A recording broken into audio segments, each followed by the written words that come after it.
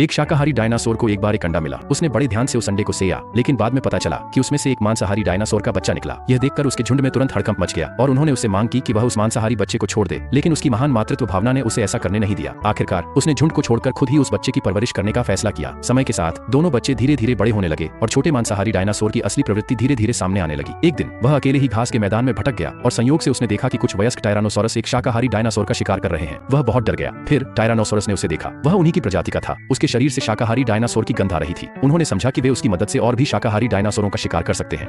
Tyrannosaurus में से एक ने उसके शाकाहारी भाई को पकड़ लिया। अपने भाई की रक्षा के लिए युवा मांसाहारी ने टायरानोसोरस की पूंछ काट दी। घायल टायरानोसोरस गुस्से में भाग गया, लेकिन अब युवा डायनासोर अपनी प्रवृत्ति को और नहीं रोक सका और उसने कटी हुई पूंछ को खा लिया। अब वह अपनी पशु प्रवृत्ति को और दबा नहीं सका, इसलिए अपने प्रियजनों की सुरक्षा के लिए उसने दूर जाने का फैसला किया। एक दिन उसे जमीन पर एक अंडा पड़ा हुआ मिला। उसने धीरे से उसे थपथपाया और उसमें से एक छोटा शाकाहारी एंकिलोसोरस बाहर निकला। जैसे ही वह उसे खाने ही वाला था, वह नन्हा एंकिलोसोरस उसकी गोद में कूद गया, यह सोचकर कि वही उसका पिता है। अपना बचपन याद करते हुए उसने धीरे धीरे एंकिलोसोरस को अपना बेटा मानना शुरू कर दिया और उसे अपनी रक्षा करना सिखाया। लेकिन उसे यह भी एहसास हुआ कि वह हमेशा उस बच्चे के साथ नहीं रह सकता, इसलिए उसने दिखावे के लिए एंकिलोसोरस को भगा दिया। दुर्भाग्यवश वह बच्चा जल्द ही टायरानोसोरस के एक झुंड के हमले का शिकार हो गया। उसकी चीखें सुनकर वह युवा मांसाहारी उसकी रक्षा के लिए दौड़ा, लेकिन अकेले वह उनका सामना नहीं कर सका। घायल होकर वह एक चट्टान से गिरकर समुद्र में जा गिरा, जहां एक मादा प्लेसियोसोरस ने उसकी जान बचाई। तभी उसे आखिरकार परिवार के महत्व का एहसास हुआ, इसलिए वह बच्चे एंकिलोसोरस के साथ अपनी शाकाहारी मां को खोजने के लिए जंगल लौट आया। जैसे ही परिवार फिर से एकजुट हुआ, एक आंख वाला टायरानोसोरस नेता हमला करने के लिए सामने आ गया। अपने प्रियजनों की रक्षा के लिए उसने फिर से मुकाबला किया, लेकिन वह हार गया और गंभीर रूप से घायल हो गया। उसी क्षण टायरानोसोरस नेता ने उसके खून की गंध पहचानी और समझ गया कि यह वही बच्चा है जिसे उसने कभी खो दिया था।